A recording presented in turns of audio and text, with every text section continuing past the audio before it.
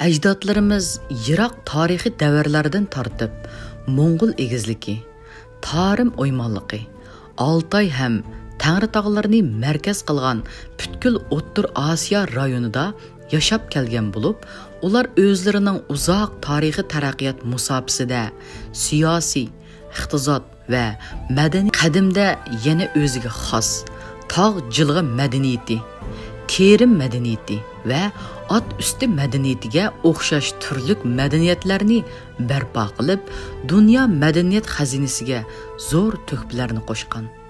Navbatda ajdodlarimizning etnik manbasi, yashagan joylari, ijtimoiy iqtisodiy, siyosiy tuzumi, davlat tashkiloti, jamiyati, madaniyati, ma'muriyati, urf-odatlari va tarixdagi tajriba saboqlarini yakunlab, ajdodlarimiz O'rta Osiyo rayonida qurib chiqqan har qaysi xonadonliklarning xoqonlar nasabnomasi ustida nuqtaliq to'xtalamiz.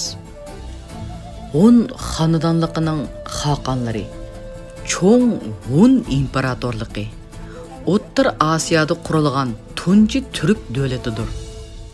Hunlar Mo'ng'ul egizligini markaz qilgan holda sharqda sharqiy shimoldagi Lyovxa daryosidan g'arbda Kaspiy dengizigacha bo'lgan. Xonadonlik parchalanishdan burunqi xoqonlar Tuman Tangriqut. Tuman Tangriqutning ismi Tuman xon. Cho'ng Hun xon Batur Tangriqut. Batur xon Tuman xonning o'g'li.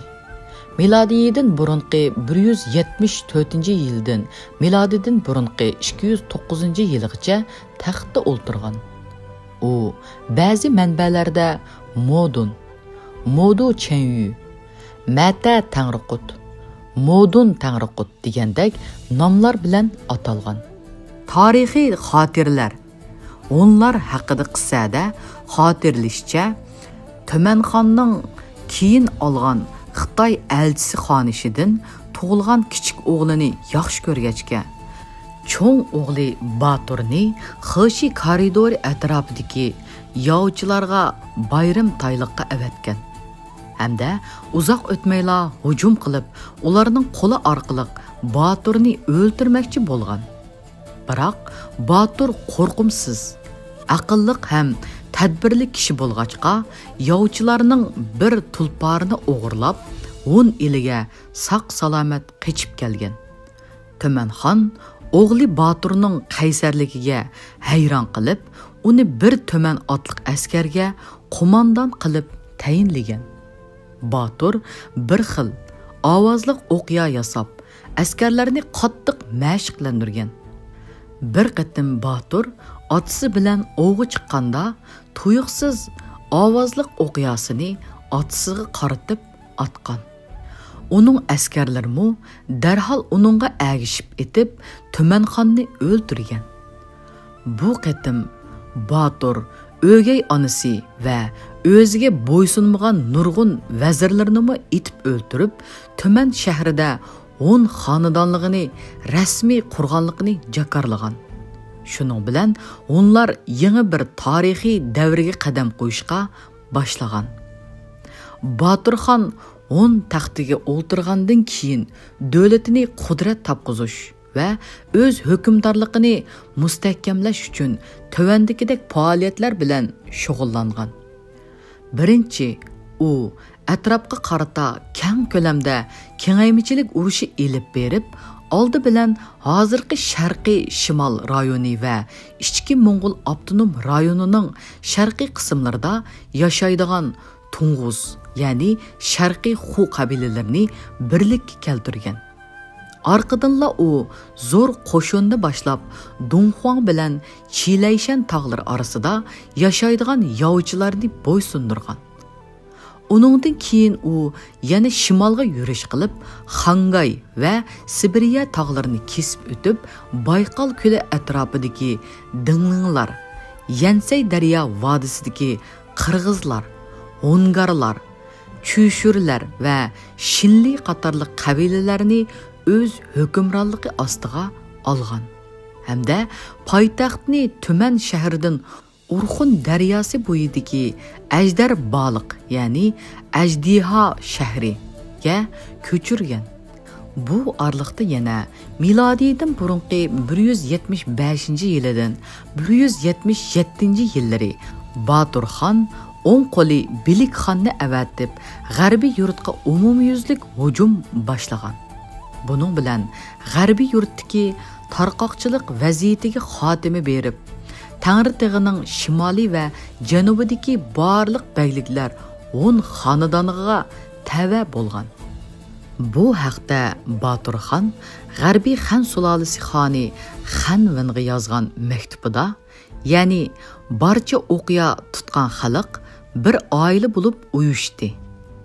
Tangrining inoyati bilan sipa beglarning xil otlarining qovulligi orasida yovchilar tarmar qilindi. Qirib tashlandi.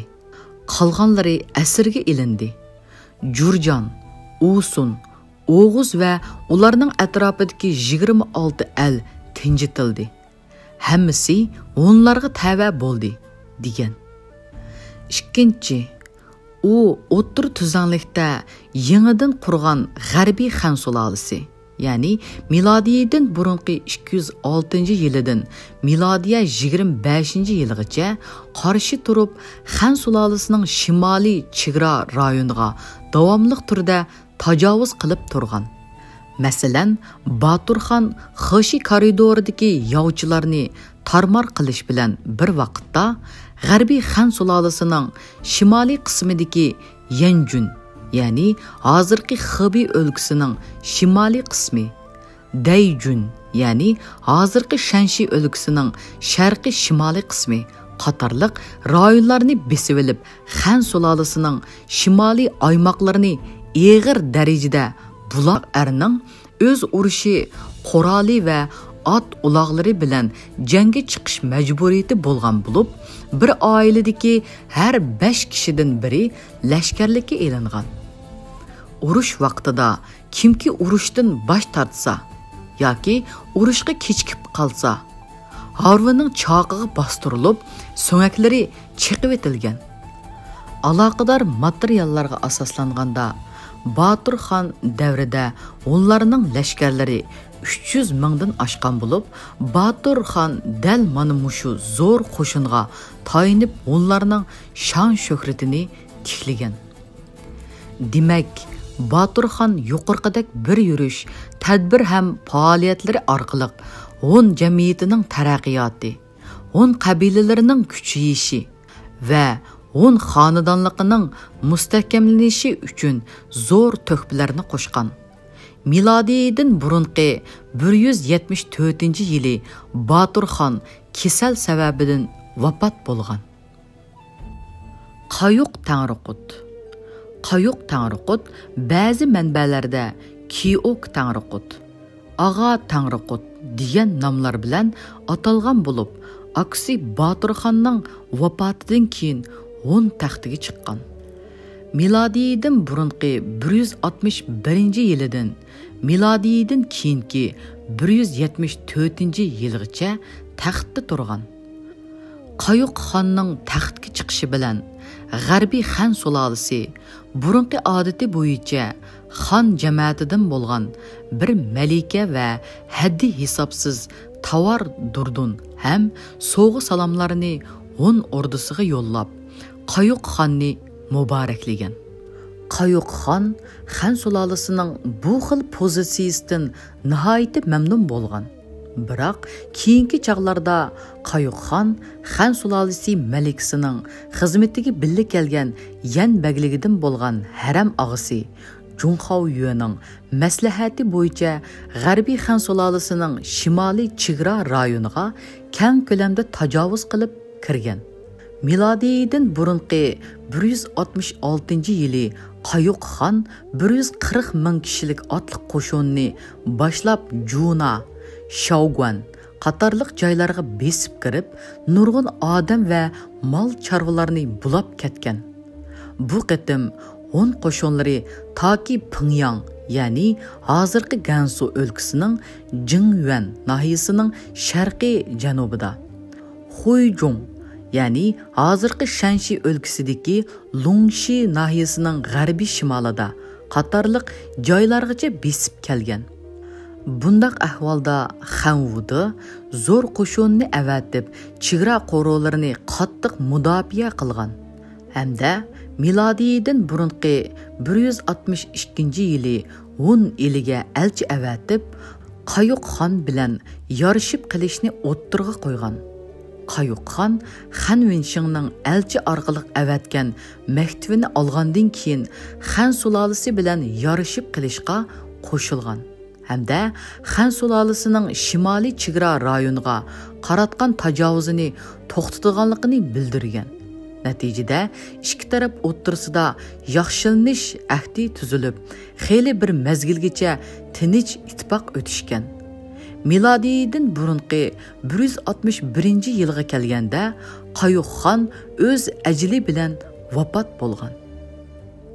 Kun Tangriqut. Kun Tangriqut Qayuq xonning o'g'li.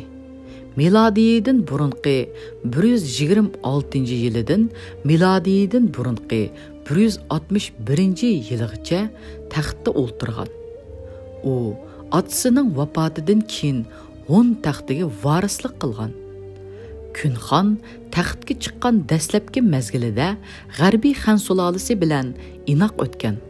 Biroq bu xil holat uzoq davomlashmayla Kunxon nurg'un qo'shinni avatib, G'arbiy Xan sulolasining shimoliy chegara rayoniga yengvashdan tegish qilgan hamda Shangjuan, Yunzhong viloyatlarida keng ko'lamda qirg'inchilik va bulang-talang yurgizgan. Buning bilan yangidan taxtga chiqqan Xan sulolasi podshohi Xanjingda shimoliy chegara qo'rovlarini saqlashni kuchaytirish bilan bir vaqtda Hun eliga elchi avatib, o'zaro yarışib qilishni tashabbus qilgan. Hamda Kunxonga so'g'i salomlarini yo'llab va xonika berib, burunqi ahdi bo'yicha ish ko'rgan. Natijada ikki taraf o'rtasida tinchlik o'rnatib, to Xanvuda zamonasigacha cho'ng surkilishlar bo'lmagan. Xanvuda taxtga chiqqan, ya'ni milodiydan burunqi 140-yilidan keyin Hunlarga qaratgan burunqi qo'dilishish va murassalchilik siyosatini o'zgartib, Hunlarning raqiblarini o'ziga tortish orqali Hunlarga qarshi bir qator harbiy harakatlarni ilib borgan. Milodiydan burunqi 134-yili Xanvuda Niyi degan kishini qasdan chegaradan chiqarib, Hunlar bilan savdo setiq qilishga avatgan. Niyi Mayi shahrini Kunxonga taqdim qilib, uni qiltaqqa tushirmoqchi bo'lgan. Darvaqa uning yolg'on taslim bo'lish hiylasiga ishongan Kunxon 100 ming kishilik qo'shin bilan Mayi shahriga qarab yurish qilgan. Bu vaqtda Xan sulolasi Mayi shahri atrofiga allaburun 300 mingdan ortiq qo'shinni bo'ktirmaga qo'ygan edi. Biroq buni sezib olgan Kunxon qo'shinlarni darhol chekindirib ketgan. Mayi vaqasi bo'lib 5-yili, ya'ni milodiydan burunqi 129-yili Xanvuda Li Huang, Gao Sunxi, Li Shi, Wei Qing qatorliq sangunlarni nurg'un qo'shin bilan Hunlarga hujum qilishga avatgan. Biroq urushda Xan sulolasi qo'shinlari hech qanday natijaga erisholmay quruq qo'l qaytib kelgan. Buning bilan Kunxon Xan sulolasining shimoliy chegaralariga bo'lgan tajovuzchilikni texmi kuchaytib, nurg'un odam va haddi hisobsiz boyliqlarini bulab ketgan. Milodiydan burunqi 127dan 128-yillar Xanvuda Wei Qing va Li Shi qo'mondonligidagi zo'r qo'shinni avatib, Ordus rayonidagi Hun qo'shinlarga yana bir qatim hujum qo'zg'agan. Bu qatimliq urushda Kunxon mag'lub bo'lib, keng Ordus rayonini Xan sulolasiga tartqizib qo'ygan. 2-yili, ya'ni milodiydan burunqi 126-yili qishda Kun Tangriqut o'z ajali bilan vafot bo'lgan. Ichig'sa Tangriqut. Ichig'sa xon Kun xonning inisi. Milodiydan burunqi 114dan milodiydan burunqi 126-yilgacha taxtda turgan. U aksining vafotidan keyin o'zini Tangriqut deb e'lon qilgan. Hamda aksining o'g'li Yottanni mag'lub qilib, o'ng taxtini tortib olgan. Ichig'sa xon taxtga chiqqandan keyin zo'r qo'shinga qo'mondonlik qilib, Xan sulolasining shimoliy chegara rayonlari bo'lgan Dayjun, Yanmin, Dingshang va Shangjun viloyatlari shundoqla Kunxon tartqizib qo'ygan Ordus rayoniga qarta keng ko'lamda tajovuz qilib kirib, nurg'un amaldor va fuqarolarni qirg'in qilgan. Hamda haddi hisobsiz mol dunyoni qo'lga tushirib, 10 iliga ilib ketgan. Bundaq ahvolda Xan Vuda keskin tadbir qo'llanib, Weiqing, Xuchu Bing boshliq dongliq sanğunlarni nihoyatda ko'p qo'shin bilan onlarga hujum qilishga avatgan. Ikki taraf o'ttirisidagi urush milodiydan burunqi 114dan milodiydan burunqi 126gacha davomlashgan. Urushda onlar qattiq mag'lub bo'lib, ilgariki besib olgan nurg'un ziminlarni, shundaqla Xeshi koridori va Ordus rayonlarini Xan sulolasiga tortqizib qo'ygan. Shuning bilan G'arbiy Xan sulolasi o'z territoriyasini shimolda Hunlarning shimoliy rayonlari bilan tutashtirgan. Onlarmu xeyli bir mezgilgacha janubga tegish qilolmagan. Uve Tangriqut. Uve xon Ichig'sa xonning o'g'li. Milodiydan burunqi 105dan milodiydan burunqi 114-yilgacha taxtda o'ltirgan. U otasining vafotidan keyin 10 taxtiga chiqqan. U taxtga chiqqan dastlabki mezgilida Xan sulolasi janubdagi ikki yo davlatiga yurish qilg'achqa, onlarga hujum qilmagan. Onlar mushu fursatdan foydalanib, o'zini oz-to'la o'ngishib olgan. Biroq yo davlati yo'qtilgan, ya'ni milodiydan burunqi 112-yilidan keyin Xan sulolasi nurg'un qo'shinni safarbarlikka keltirib, 10 iliga yana bir qatim hujum qilg'izgan. Bu vaqtda Xan Vuda o'zi shaxsan 180 ming kishilik qo'shin bilan shimoliy chegaraga berib, onlarga Xan sulolasining kuch-qudratini namoyon qilgan hamda elchi Gujini Uvu xon bilan ko'rishga avatib, onlarning Xan sulolasiga el bo'lishini talab qilgan. Buningdan g'azablangan Uvu xon Xan elchisi Gujini tutib qilib, Bayqalga surgun qilgan. Bu ishdan keyin Xan sulolasi yana ilgari oxir bo'lib Wang Wu, Wang Xin, Lu Chungo qatorliq elchilarni Hun eliga avatib, Uve xonni el bo'lishga qiziqtirgan. Biroq Uve xon buni qattiq rad qilgan hamda ko'p qitim lashkar avatib, Xan sulolasining shimoliy chegara qo'rollariga besib kirgan. Natijada Xan Vuda onlarni el qilish niyatidan voz kechib, Gochang, Jaopono qatorliq sanğunlarni onlardan mudofaa ko'rishga avatgan. Uve xon 10 yil taxtda turib, milodiydan burunqi 105-yili vafot bo'lgan. Ushlu Tangriqut. Ushlu xon Uve xonning o'g'li. Milodiydan burunqi 102dan milodiydan burunqi 105gacha taxtda o'ltirgan. U otasi vafot bo'lgandan keyin 10 taxtiga varislik qilgan. U taxtga chiqqanda texi kichik bo'lg'achqa, ya'ni bola Tangriqut debmi atalgan. Ushlu xon taxtga chiqishi bilanla Xan Vuda, ya'ni Uve xon va O'nqul Bilik xonga ta'ziya bildirish nomi ostida ikki elchisini avatib, onlarga maxfiy turda bölgünchilik salmoqchi bo'lgan. Biroq buni sezib olgan Ushloxon Xan sulolasining ikki elchisini darhol tutqun qilib, Xan ordisiga qaytarmagan. Milodidan burunqi 104-yili Xanvuda Sangun Li Guanglini onlarning g'arbidagi Farg'onaga yurish qilishga avatib, onlarni g'arbdan qismoqqa olmoqchi bo'lgan. Hamda Sangun Gongsun avni, ya'ni taslimichilarni qabul qilish shahrini qurishga buyurgan. Bu chaqda Ushlu xonning vaqtli qiyinchilikqa uchirgan fursatidan foydalangan so'l qo'l Cho'ng Kah beg xonni o'ltirib, Xan sulolasiga taslim bo'lmoqchi bo'lgan.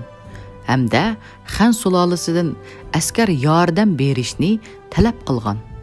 Milodidan burunqi 103-yili bahorda Xan sulolasi Zhao Yuno boshchiligidagi 20 ming kishilik qo'shinni Junji tog'ida onlarning so'l qo'l Cho'ng Kah begi bilan uchrashishga yo'lga solgan.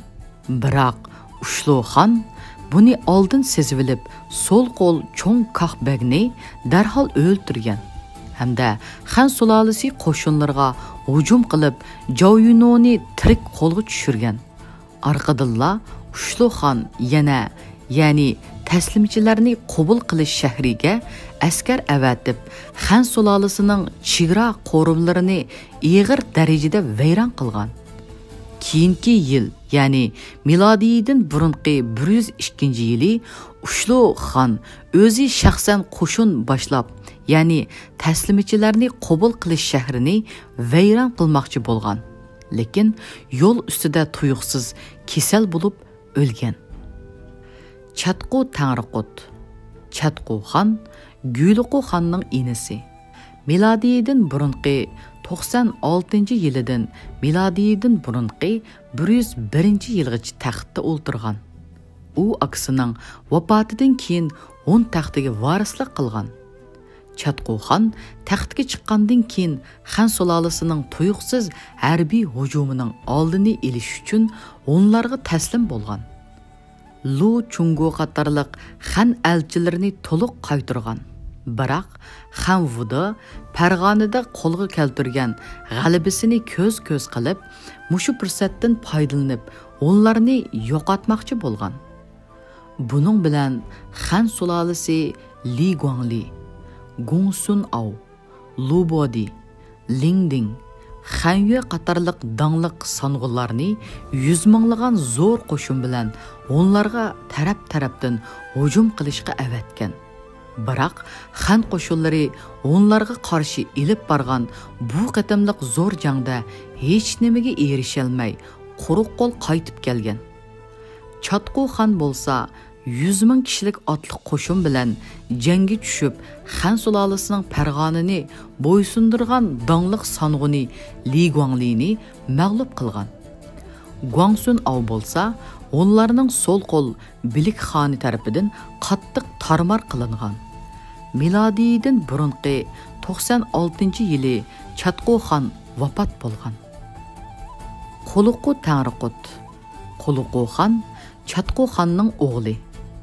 Milodidan burunqi 86-yilidan milodidan burunqi 96-yilga qadar taxtda o'ltirgan. U dadisi o'lgandan keyin 10 taxtiga chiqqan. U taxtga chiqqan dastlabki mezgilida Xan sulolasi bilan xeyli inoq o'tgan. Biroq milodidan burunqi 91-yilga kelganda 10 qo'shinlari Shangu, Wuyuan, Juchuan qatorliq viloyatlarga bostirib kirib, amaldor va puhrolarni, shundoqla Wuyuan, Juchuan viloyatlarining kongbaglarini o'ldirgan. Natijada Xanvuda, Li Guangli, Shao Chuqing, Matun qatorliq mashhur sang'ullarni nihoyat ko'p qo'shin bilan yo'lga silib, onlarga qarshi qaytarma hujumga o'tgan. Bu zo'r qo'shin hunlarni qo'g'lab ta Junchi va Xang'ay tog'larigacha bostirib kelgan. 10 qo'shinlari bo'lsa, urushning eng yaxshi fursatini qo'lga keltirish uchun goh chekinib, goh urushib, Xan sulolasi qo'shinlarini ig'ir darajada holsiratgan. Darvaqa, Xan sulolasi qo'shinlarining g'arg'inligini bilgan Quluqu xon o'zi shaxsan jangga chiqib, 50 ming chavandoz bilan Xan sulolasi qo'shinlariga to'sib zarba bergan. Xan qo'shinlari yengilib, Sang'un Liguangli Quluqu xonga taslim bo'lgan. Shuning bilan bu qatimqi urush oxirgi hisobda onlarning g'alabasi bilan oxirlashgan.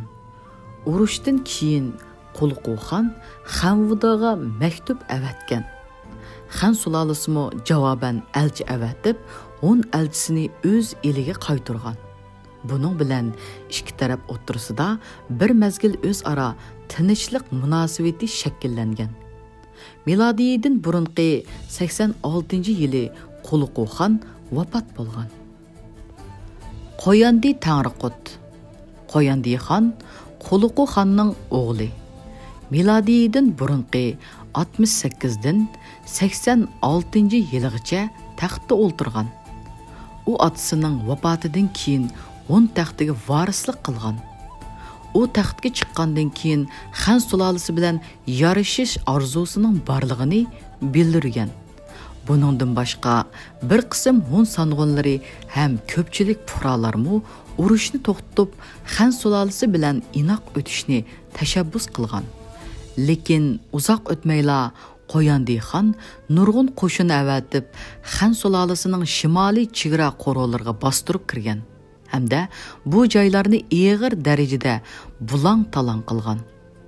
Natijada ikki el o'rtasidagi inoqlik buzilib, yangidan taxtga chiqqan Xan sulolasi podshosi Xanjovdi dongliq sang'unlarni avatib, onlarga qarshi umumyuzlik hujumga o'tgan. Shuning bilan bir vaqtda Xan sulolasi yana onlardan ranjigan. G'arbdagi Asuylar bilan ittifoq tuzib, onlarga qarshi birlikda jang qilgan. Bu hol Qo'yandi xonni xilala halsiratgan. Uning ustiga ayni davrda 10 ilida qattiq judun bo'lib, qilin yoqqan qarda nurg'un odam va ot uloqlar to'nglab o'lgan. Buningga ulabla onlardan norozi bo'lgan turallar, o'g'anlar, Asuylar birlikda onlarga qarshi isyon ko'targan. Buning bilan Hun qo'shinlari ig'ir talofatga uchrab, shimoliy cho'llikka chekinishga majbur bo'lgan. Hamda xeyli bir mezgilgacha Xan sulolasining shimoliy chegaralariga tegish qilolmagan. Milodiyadan burunqi 68-yili Qo'yandi xon vafot bo'lgan. Shuru Chanchu Tangriqut. Shuru Chanchu xon Qo'yandi xonning inisi. Milodidan burunqi 60dan milodidan burunqi 68gacha taxtda o'ltirgan. U akasining vafotidan keyin 10 taxtiga chiqqan. U taxtga chiqqan dastlabki mezgilda Xan sulolasi onlarining chegara qo'rg'onlariga besib kirgida kuchi qolmadi deb qarab, chegara sirtidagi shahar mudofiasini amaldan qoldirib, fuqarolarga bir mezgil aram elivilish fursatini bergan.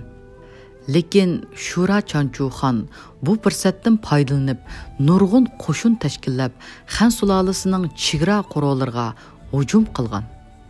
Bundaq ahvolda Xan sulolasi podshohi Xan Shuandi kaskin tadbir qo'llanib, nurg'un qo'shinni onlarining tajovuzini to'sishga avatgan. Hamda onlarni qattiq mag'lub qilib, shimoliy chegara qo'rg'onlarining mudofiasini qaytadan kuchaytgan. Natijada onlar cho'ng ko'lamlik harbiy harakat qo'llanishga amalsiz qilib, Xan sulolasidan mudofiyalanishga boshlagan. Buningdan sirt, ayni vaqtda onlarning hukmronligi ostida turayotgan rular, ya'ni onlarning bir tarmoqi va turalar onlarga qarshi isyon ko'tarib, 10 xonadonining chegara qo'rg'onlarini qattiq vayron qilgan. Hamda nurg'un fuqaro, chorva va boshqa mol dunyolarini bulab ketgan. Uning ustiga shu yillarda onlarda ocharchilik yuz berib, odam va mol chorvalarining 10dan 7 qismi qirilib ketgan. Bundaq ahvolda Shura Chanchu xon Xan sulolasidan yarishishni talab qilgan bo'lsa-mu, lekin kasal sababidan vaqtsiz o'lib ketgachga, ya'ni milodiydan burunqi 60-yili yarishish ishi natijasiz qolgan. Uyanjut Tanriqut. Uyanjut xon Uvi xonning 5-avlod navrisi. Milodiydan burunqi 58dan 60-yilgacha taxtda o'ltirgan. U Shura Chanchu xonning vafotidan keyin Qo'yandi xonning elchisi Junchuning qo'llashi bilan Hun taxtiga chiqqan. U taxtga chiqishi bilanla Xan sulolasi do'stona o'tish maqsadida inisi Shinzirni Xan ordisiga sovg'a salomlar bilan elchilikka avatgan. Xan sulolasi-mo buningga javoban Hun ordisiga elchi avatib, o'zaro inoq o'tadiganligini bildirgan. Lekin Uyanjut xon ichki jihatda qo'l ostidagilarga shafqatsizlik qilib, o'zini taxtga chiqargan Junju elchi va uning inisi Durunchini nihoyat e'tiborlab ishlatib, Shuru Chanchu xonning farzandlari va yaqinlarini martabasidan bo'shatgan. Hamda o'zining farzand va inilarini muhim vazifalarga qo'ygan. Bu hol avam va amaldorlarning noroziligini qo'zg'ab, el yurt uningga bo'ysunmagan. Buning bilan o'rdadagi shahzodalar va boshqa song'unlarmu Uyanjut xonga qarshi chiqib o'zaro jangga jidal qilishgan. Darvaqa vaziyatni kontrol qilishga amalsiz qolgan Uyanjut xon milodidan burunqi 58-yili o'zini o'ltirib olgan.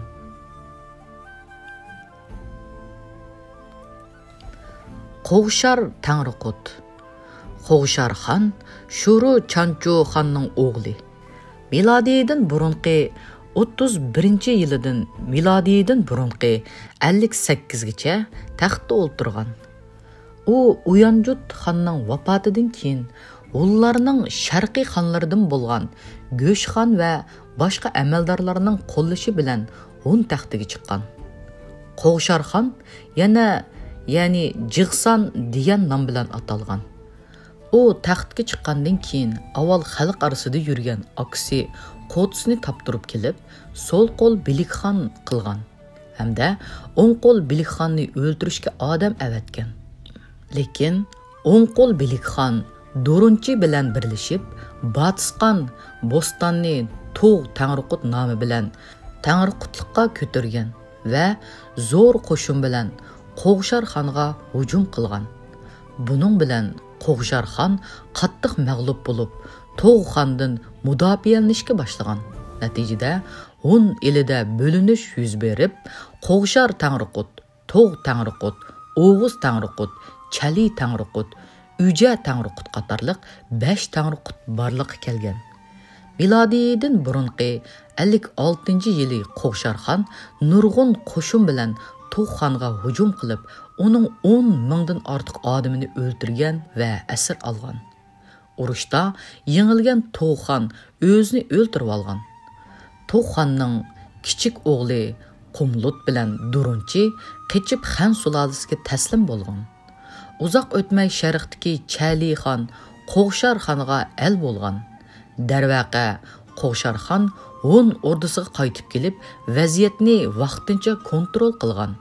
Lekin bu xil holat uzoq davomlashmayla Hun elida yana bo'linish yuz berib, Tog' xonning bir navri inisi Shushun xon o'zini Runjit Tanriqut deb atab, Qo'g'shar Tanriqutga qarshi isyon ko'targan. Arqadınla Qo'g'shar xonning aksi so'l qo'l Bilikxon Quddus o'zini Chichi Qudbek Tanriqut deb atab, Qo'g'shar xondan bo'linganligini jakarlagan. Lekin Runjit Tanriqut zo'r qo'shinni boshlab, sharqqa yurish qilib, Chichi Tanriqutga hujum qilgan. Biroq urushda Chichi xon g'olib kelib, Runjit xonni o'ldirgan. Uzoq o'tmay Chichi xon nurg'un qo'shin bilan Qo'g'shar xonga hujum qo'zg'ab, Hun ordisini ishg'ol qilgan.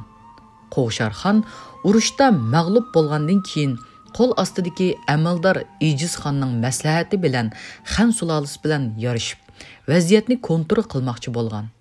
Hamda Xan sulolasi ordisiga tashabbuskorlik bilan elchi avatib, o'zaro qo'shindorchilik munosabati o'rnatgan.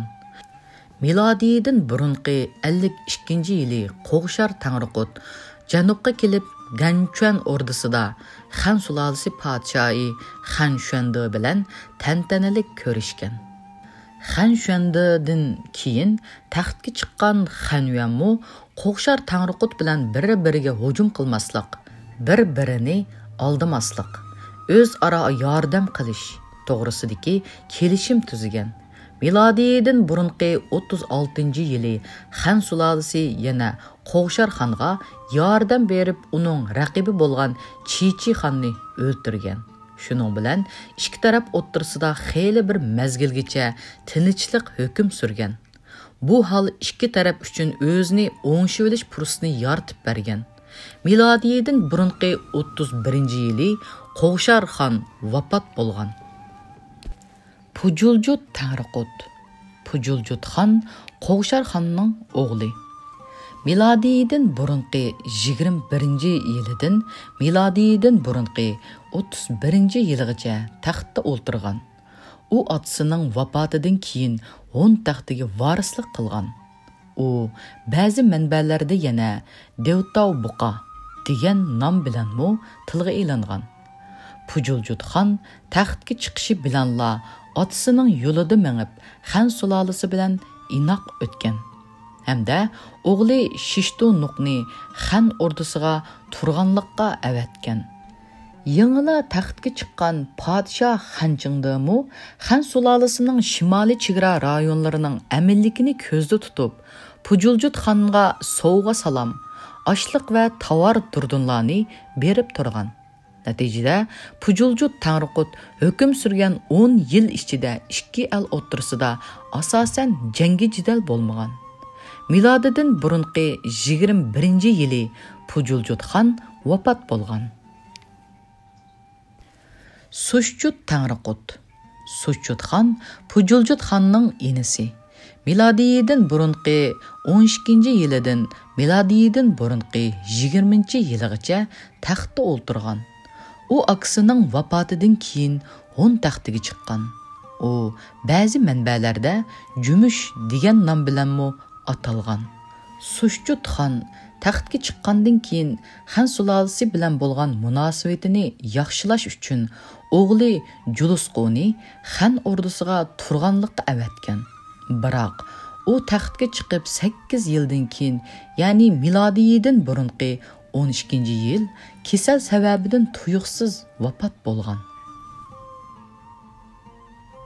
Chayajut Tangriqut.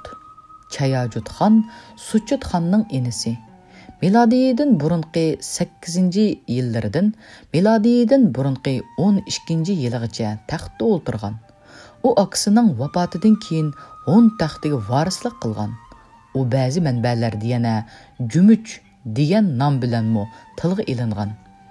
Chayajut xon taxtga chiqqandan keyin o'g'li Uytanni Xan sulolasi ordisiga turganlikqa avatib, Xan sulolasi bilan inoq qo'shindorchilik munosabati o'rnatgan. Milodiyadan burunqi 8-yili u o'z ajali bilan vafot bo'lgan. Ujuljut Tangriqut. Ujuljut xon Chayajut xonning inisi. Milodiyadan burunqi 8-yilidan milodiyadan burunqi 13-yilgacha taxtda o'ltirgan. U akasining vafotidan keyin 10 taxtiga varislik qilgan. U ayrim manbalarda Nankiyas degan nom bilanmi atalgan.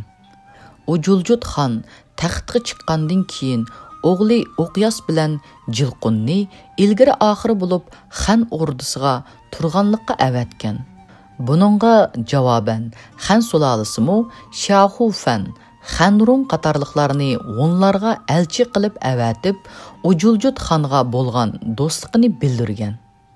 Natijada ikki taraf o'rtasida yanala nisbiy tinchlik hukm surgan. Miladiyedən burunqi 5-ci yılğa kelgəndə, onlarının ғərbi qismidəki Asiyo Künbeyinin kiçik elçisidən bolğan balisi Yabğu Benjining adamları onlarının ғərbi tərəfigə bastırıb kirib, nurgun adam və mal çarvalarını bulang-talang qılğan. Buningdan qattiq g'azablangан Ujuljutxon 5000 chavandaz avatib Asiyoga hujum qilib kirgan.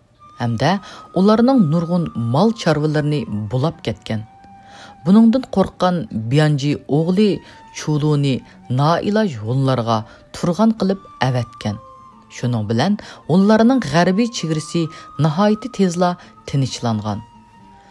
Miladiyedən burunqi 3-ci yili Ujuljutxon Xan sulolasi podshohi Xan Aydiga maktub yo'llab, kelar yili ziyoratga boradiganligini bildirgan. Biroq Xan ordusidagi bir qism vazirlar, ya'ni onlar yuqoridan kelsa ofat elib keladi deb qutratqulik qilib, Xan Aydiga Tangriqutning ziyoratini to'sish haqida nasihat qilgan. Bu chaqda ishik og'isi Yangshung Xan Aydiga jiddiy maktub sunib, onlar bilan Xitoy Xan sulolalarining qadimki munosabat tarixini alohida tilga ilish orqali ikki tarafning do'stona munosabatini saqlab qolish uchun xonning ziyoratini to'sishga qat'iy bo'lmaydiganligini o'ttirib qo'ygan. Xan Aydi Yangshungning maktubini o'qigandan keyin uningga ichidan qoyil bo'lib, elchisini darhol chaqirtgan hamda Ujuljutxonga javob maktub yozib, uning ziyoratiga kelishni qizg'in qarshi oladiganligini bildirgan. Darvaqa, milodiyadan burunqi 1-yili Ujuljutxon Xan sulolasiga ziyoratga kelgan. Xan Aydi Tangriqutni nihoyat izzat ikromlar bilan kutib olgan hamda uningga yana 370 qor kiyim-kechak, 30 ming top kimxob va tovar durdun, 30 ming jing sar naq taqdim qilingan. Bu ishdan keyin ikki taraf o'rtasidagi munosabat texmo quyuqlashgan. Lekin Wang Mang Xan sulolasining taxtini tortib olgan. Ya'ni milodiya 8-yilidan keyin onlarga qarata milliy kamsitish siyosatini yo'lga qo'yg'achqa, onlar bilan Xan sulolasi o'rtasidagi xeyli bir mezgil davomlashgan inoq qo'shindorchilik munosabatiga daz ketgan. Buning bilan Wang Mangning pozitsiyasidan umidsizlangan Ujuljutxon so'l va o'ng qismidagi Kahbaglarga ham chegaradagi xonlarga Xan sulolasining chegara qo'ralariga kirib bulang-talang qilish to'g'risida uqtirish chiqargan. Shuningdan e'tiboran onlar Xan sulolasining shimoliy chegara rayonlariga uzildirmay tajovuz qilib kirib, nurg'un odamlarni o'ldirgan, asir olgan va haddi hisobsiz mol dunyoni bulab ketgan. Milodiya 13-yili Ujuljutxon vafot bo'lgan. Uljut Tangriqut. Uljutxon Ujuljutxonning inisi. Milodiya 13-yilidan milodiya 18-yilgacha taxtda o'ltirgan. U akasining vafotidan keyin 10 taxtiga chiqqan. U taxtga chiqqandan keyin Yun, Shubutan qatorliq amaldorlarni Xan ordusiga elchilikka avatib, Wang Mang bilan yarishib qilishni o'ttirib qo'ygan. Buningdan nihoyat xushal bo'lgan Wang Mang o'zining maxsus elchilarini avatib, Ujuljut Tangriqutning taxtga chiqqanligini alohida tabriklagan hamda uningga oltin, kiyim-kechak, yotqan ko'rpa, tovar durdun qatorliq narsalarni in'om qilgan. Lekin Wang Mang Ujuljutxonning Xan ordusiga avatgan turg'oq o'g'li Dingni texi hayot deb aldab, Dingni qaytirib berish badaliga onlarga taslim bo'lgan Qinliang, Zhongday qatorliq kishilarni setib olmoqchi bo'lgan. Darvaqa, Ujuljutxon Qinliang, Zhongday qatorliq 27 kishini Wang Mangning elchilariga topshirib bergan. Biroq uzoq o'tmayla Xan ordusidan qaytgan 10 elchilari Tangriqutga Dingning allaburun o'lganligini aytgan.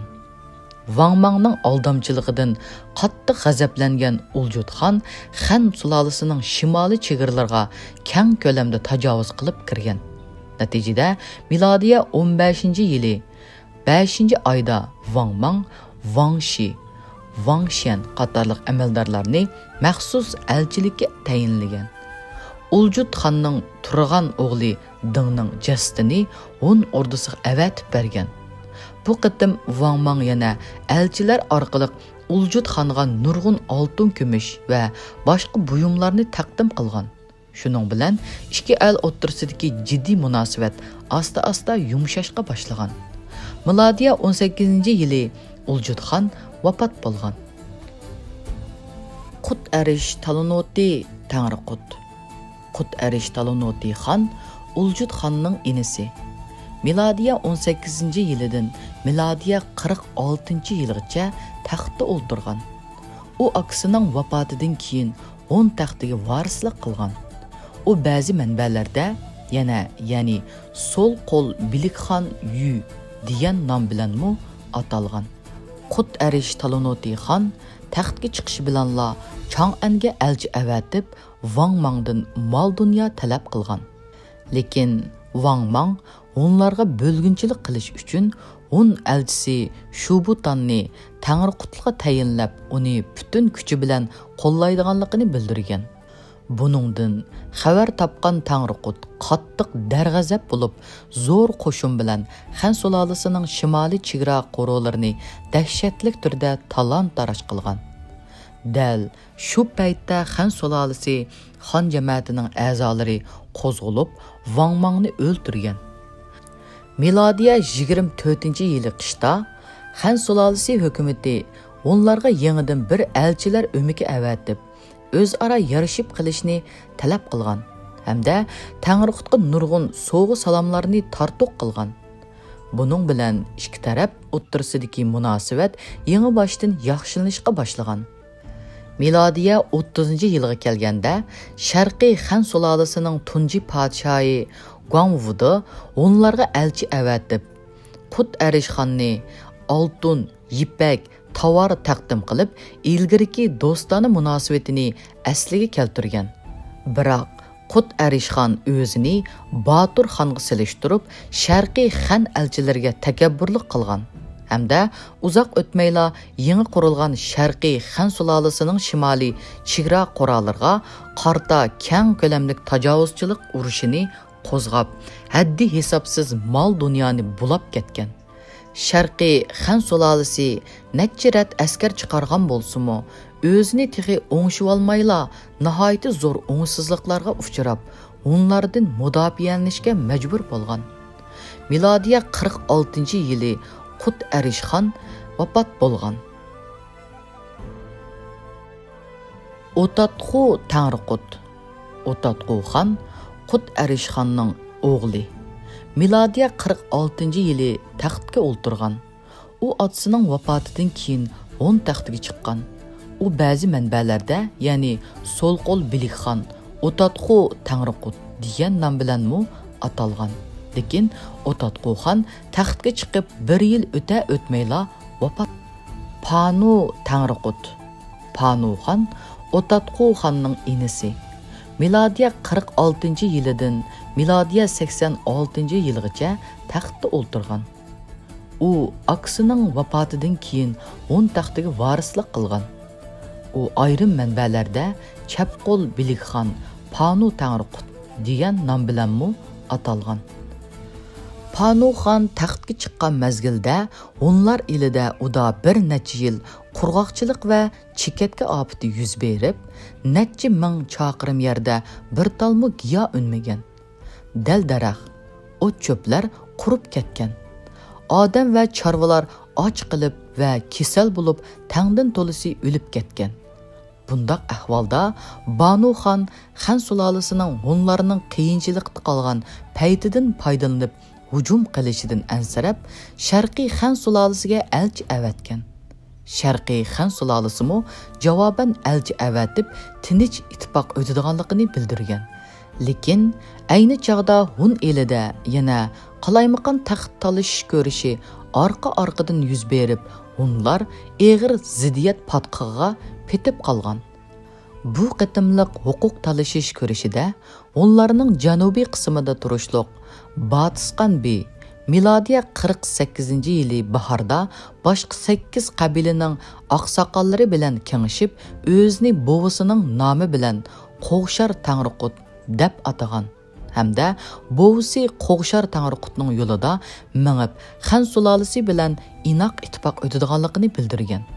Shuning bilan bir vaqtda u yana Sharqiy Xan sulolasining podshohi Guangwudaga mangu Xan sulolasining qalqini bo'lib, Shimoliy Hunlardan mudofaa ko'radiganligini bildirgan. Guangwudamo maxsus elchi avatib, uningga alohida yordamda bo'ladiganligini bildirgan. Shuning bilan bir butun Hun xonligi, Shimoliy Hun xonligi va Janubiy Hun xonligi deb ikkiga bo'lingan.